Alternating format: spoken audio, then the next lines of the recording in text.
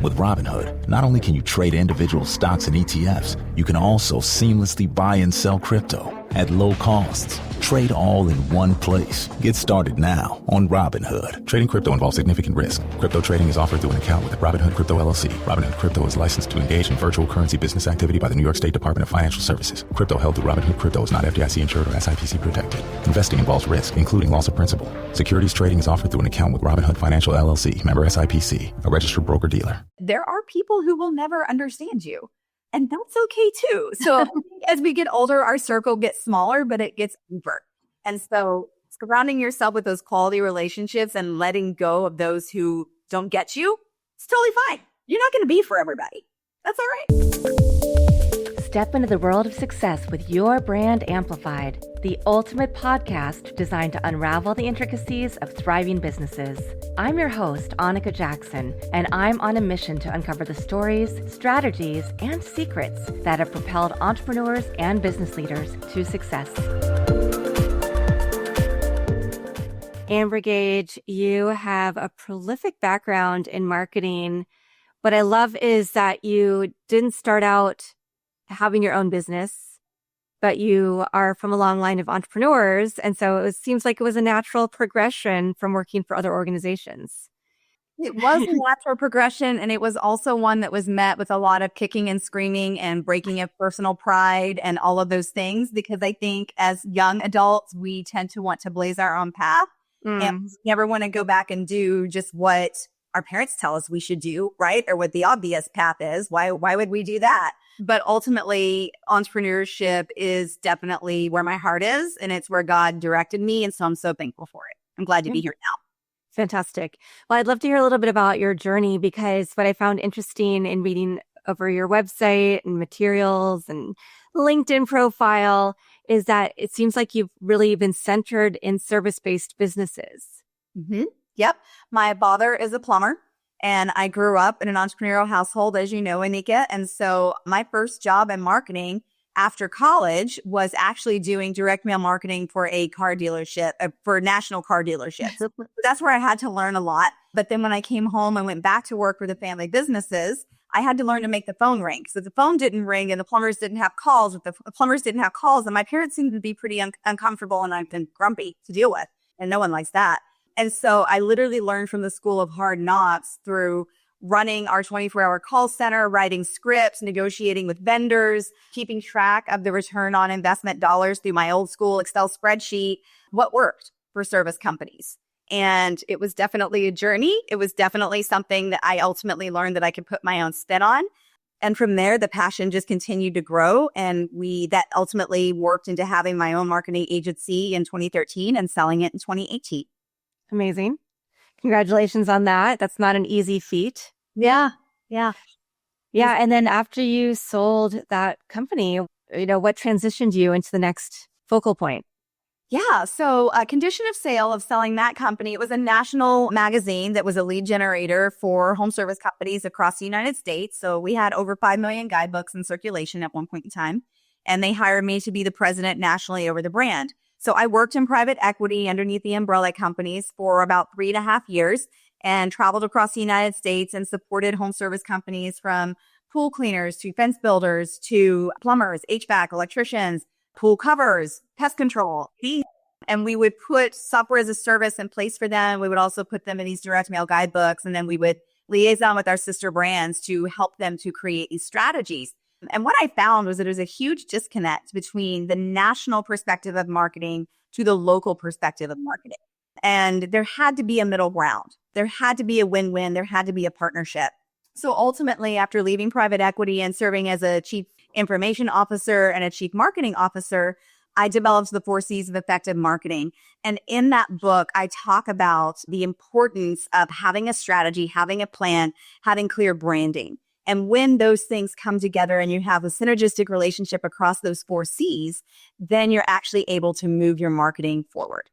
Yeah. So when did you decide to write a book and put your knowledge into this guide?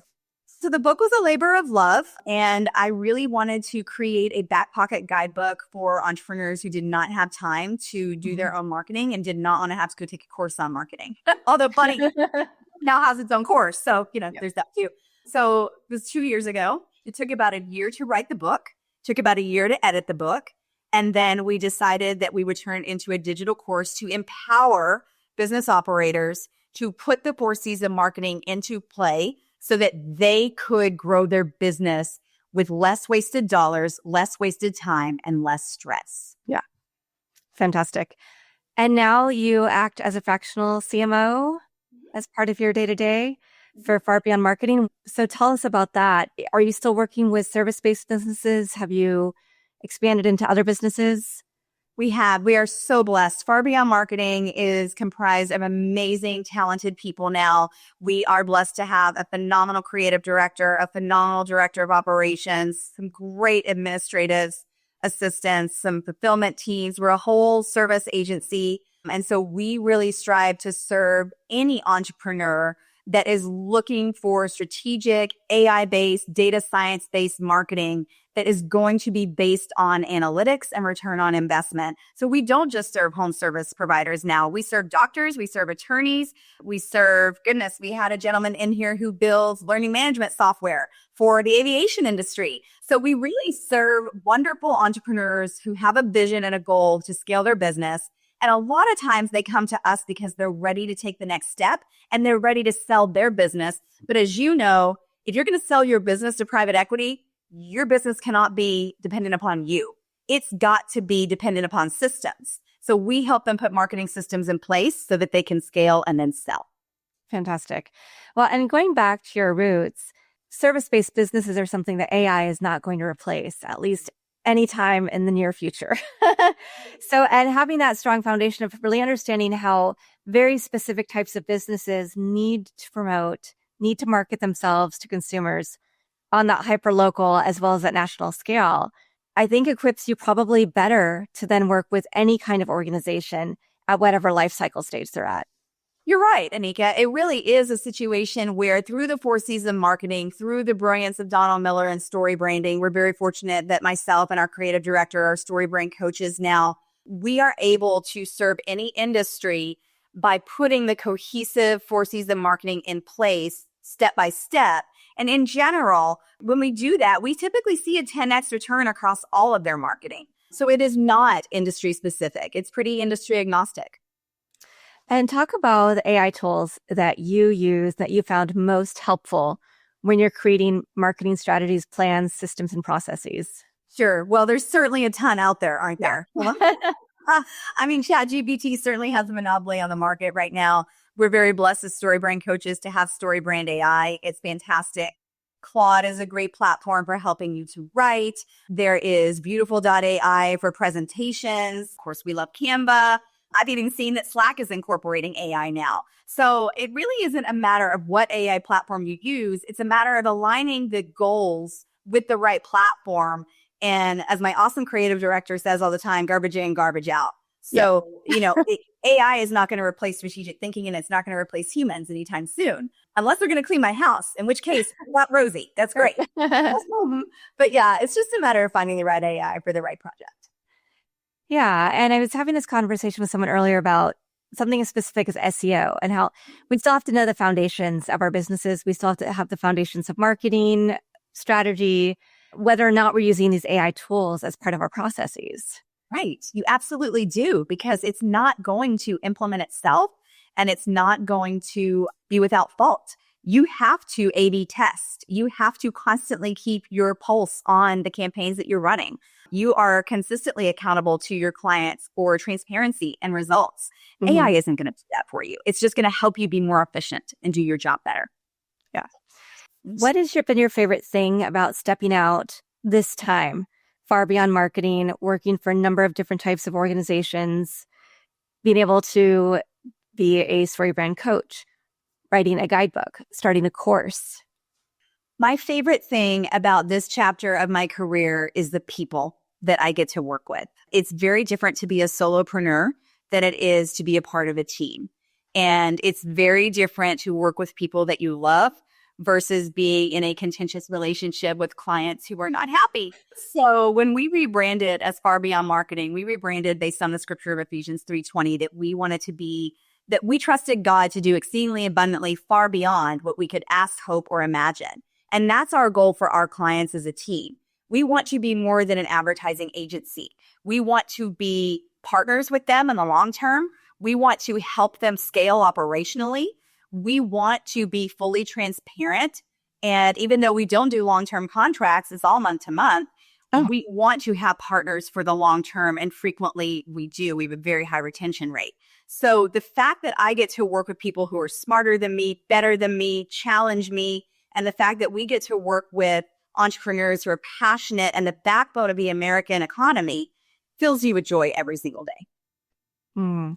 Yeah, I love that take on things, because we know that small businesses truly are the backbone, but a lot of times people come up with enterprise solutions, or they want to work with only large firms. They don't want to pay attention to the real growth opportunities that small businesses and entrepreneurs can have if they partner with the right organizations such as your own. Right. And, we're very blessed, Anika. We have partnered and counseled with franchisors. We are in the process of working with launching some new franchisees into the market. So our processes really are scalable for a variety of different size companies, but our heartbeat are for those owner operators who are ready to go to the next level.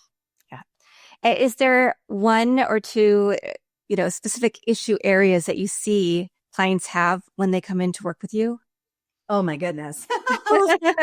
Yes.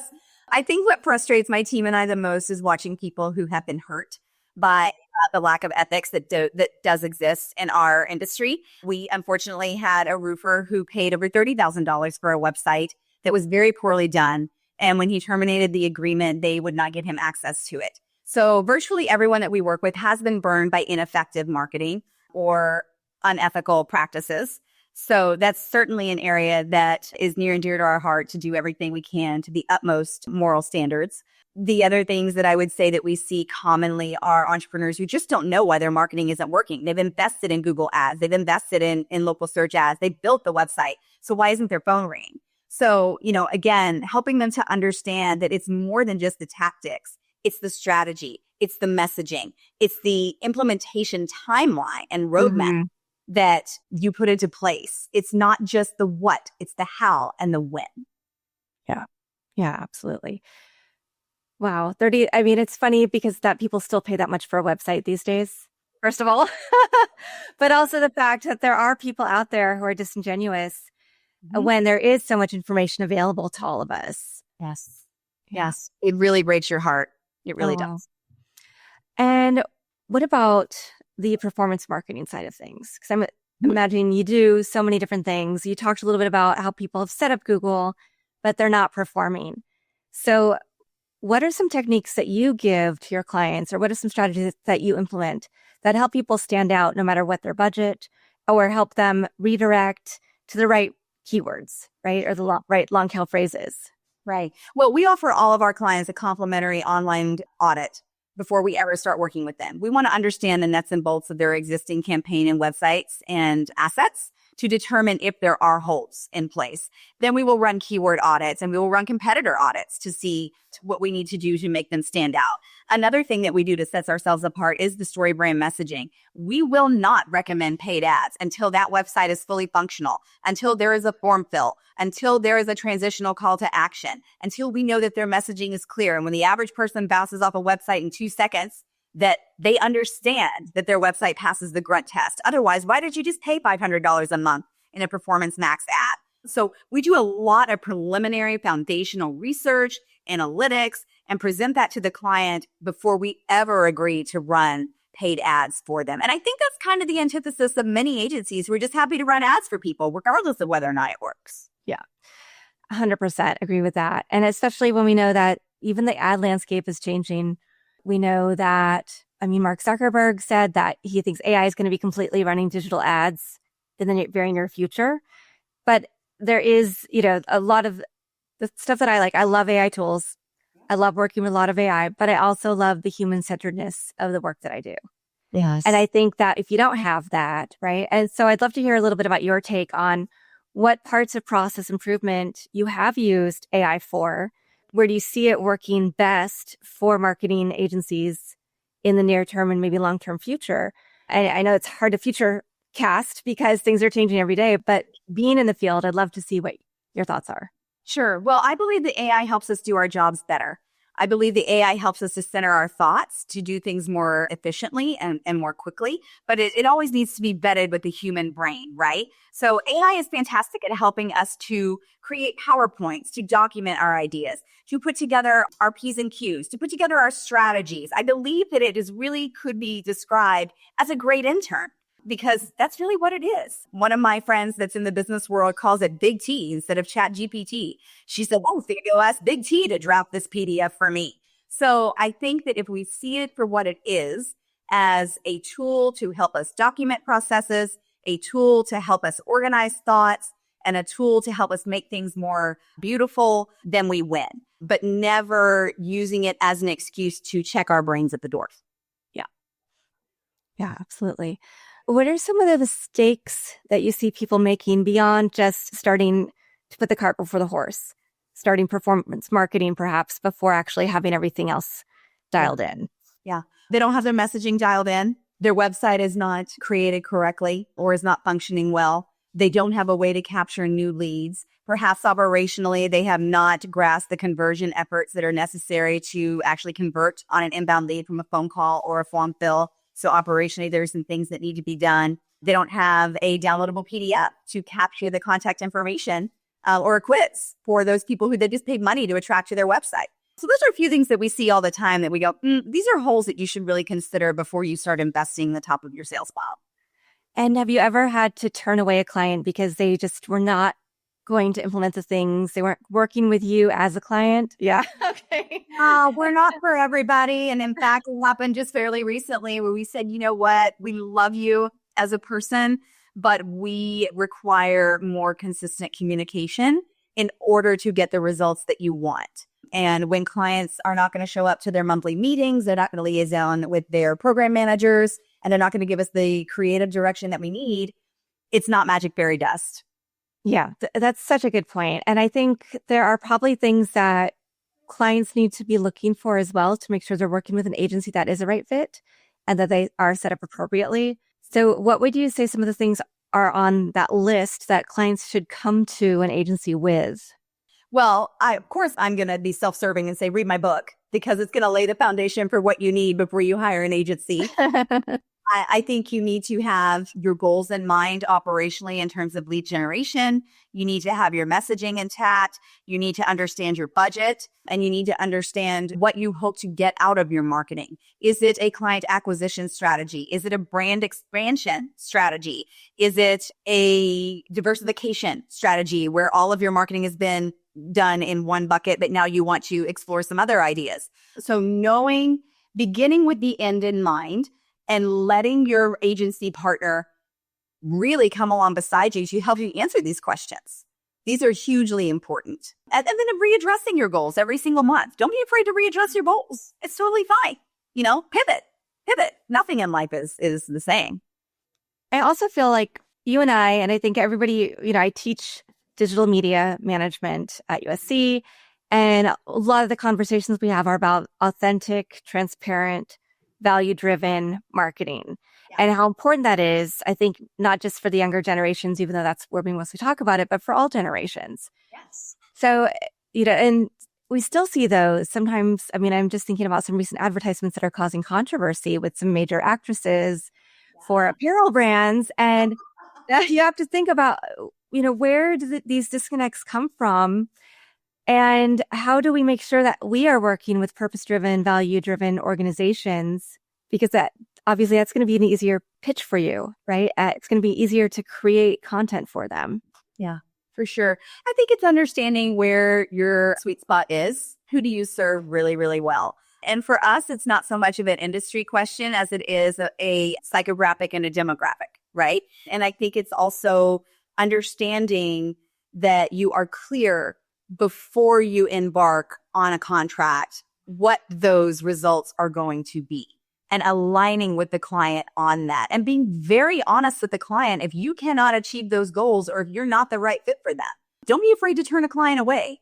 Studies show again and again that the more niche you are, the more you can charge and the more of an expert you are. So we can't be everything to everybody. That's okay. Yeah. Yeah, that's fantastic. So when you think about demographics and psychographics, is that towards specific niches of clients or the clients that they're trying to attract? I think it's both. It's absolutely having a thorough understanding of both. And in fact, in a client meeting that we had just this morning, we were trying to explain to him that his website is actually speaking to his clients' clients, not to his clients. Oh, no. And, he was talking about all these wonderful things that his product does on behalf of his clients. And we said, that's great. But in your sales funnel, you are skipping the person that's writing you the check.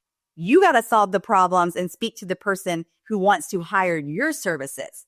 That's very different. So I think you have to understand the psychographics and the demographics of not only your clients, but your clients' clients. Mm-hmm. And was in that meeting, did your client have an aha moment? Did they see, oh, I see what you're saying? And was it easy to then help him understand that you have a new plan and that there's some things that needed to change probably pretty quickly? Signed yet, but he did lead a copy. Yeah. So I think he understands the direction that we're going, but we also were able to expand upon our roadmap for him. And so while we have phase 1 underway, we were able to show him the next 3 phases and where we want to go and qualify for him in the moment why we want to go in that direction. So ultimately, I think that just builds trust with the client. Yeah, absolutely. So where do you see yourself going with Far Beyond Marketing and beyond? Well, I really hope that we can continue to expand our team and empower the next generation of marketers to be successful in their passion.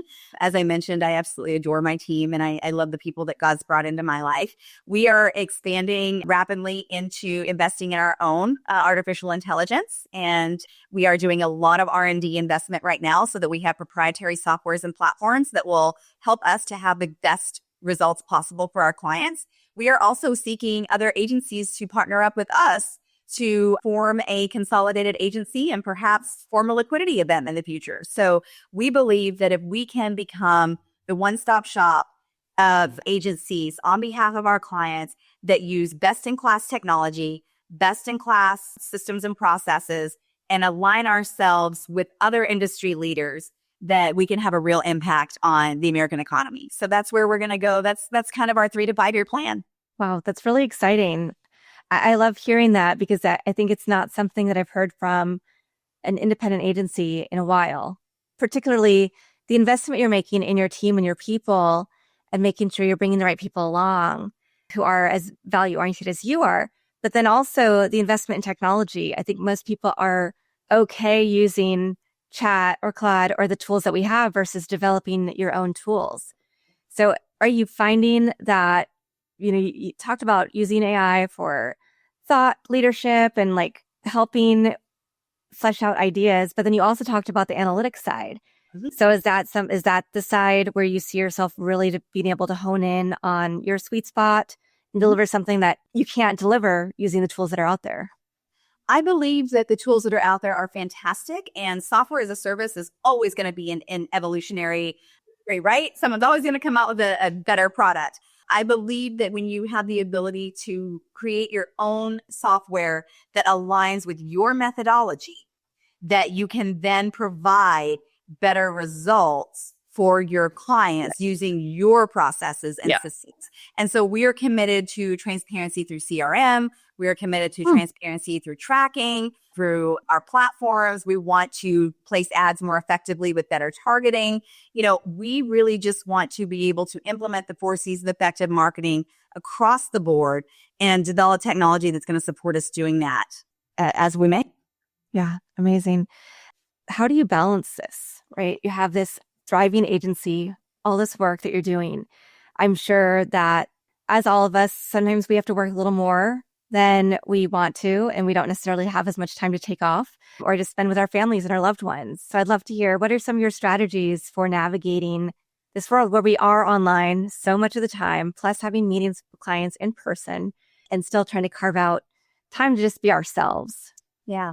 Well, I think the beauty of entrepreneurship is that it does become a representation of yourself, at least to a certain extent, right? The business has to run without you. And that was something really important to me, was that I built a business based on systems that did not depend on me. always hire people that are better than you, smarter than you, hungrier than you, that do your job so much better. I'm going out of town this weekend, not worried about it at all because the ladies, and by the way, we're a female-led organization. So my ladies are queens. They're just fantastic. I don't worry about it at all because they're better at me. They're better than me in everything that we do. I will tell you the way that I have work-life balance is Jesus, coffee, chocolate, and vodka. I mean,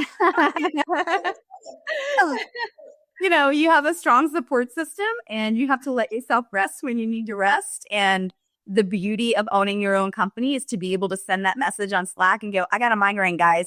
I'm going to be there in an hour. And to learn how to self-advocate for your needs, which is a lot harder to do in a corporate environment. I believe the freedom that comes from entrepreneurship is greater than any other opportunity that we have vocationally.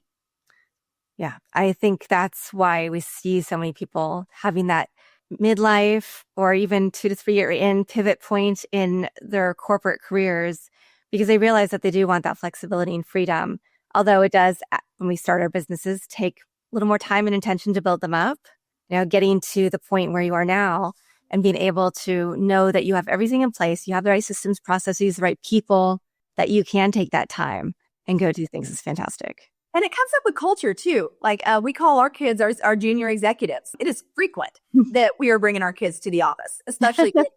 We got a beanbag chair in the office. They play on their tablets. My son was really upset that he didn't get to come watch TV in the conference room today. So I think, again, being able to develop a culture where you are meeting with a client on an all-day brand script or a strategy, and your daughter is in the corner and she's watching mommy rock it. What an amazing example that is for our children. And that was a huge part of starting this business was I wanted to be very present for my son. And I was not willing to sacrifice a relationship with my child in exchange for a career.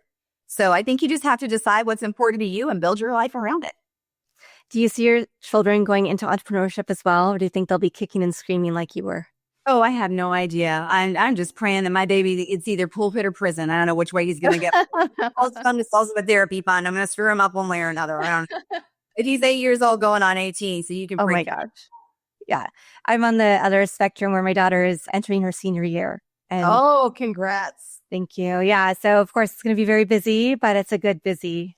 And then of course, you know, I think I'll be more than fine filling up my time when that happens. Yeah. I was constantly telling my son, you know, respect is earned and boss is different than being bossy. So check yourself, little one. Check yourself.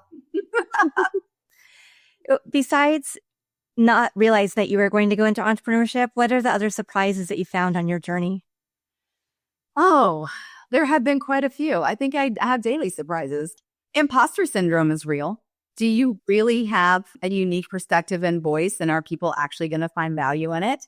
I think that has been a positive surprise. I think the lack of support and understanding of loved ones near you who do not understand the intrinsic drive that you have for success just because it's the thrill of growth. People who think you should settle just to settle and coast. That has been surprising for people that I thought understood my personality a little bit better.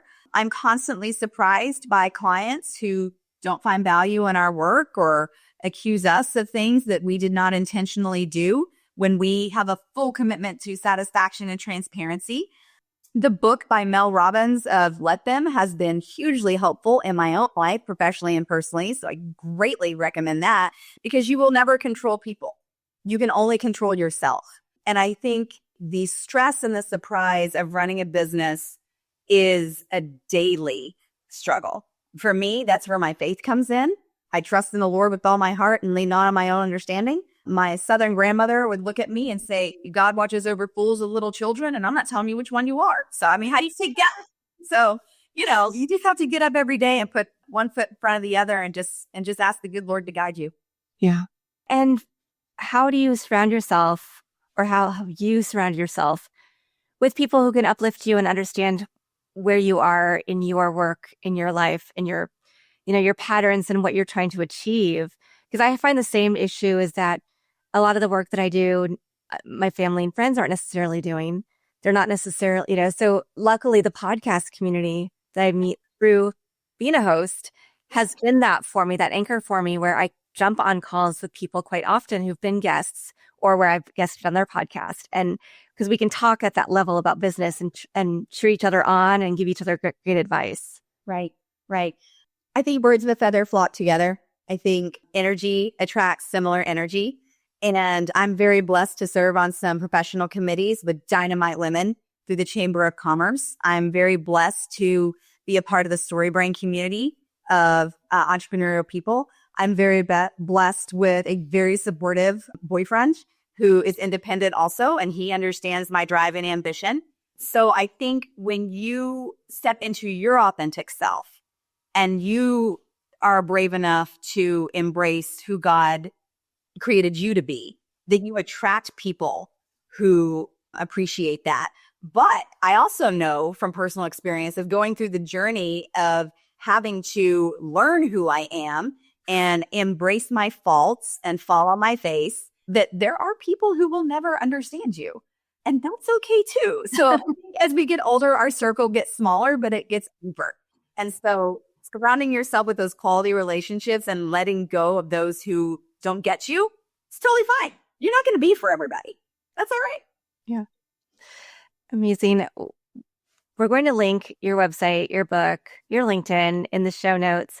But I'd love to, before we jump off, ask for one big piece of advice that you would impart on anybody going on this journey, whether they're starting as an entrepreneur, they're starting to look at marketing, what that means, or anywhere else in between.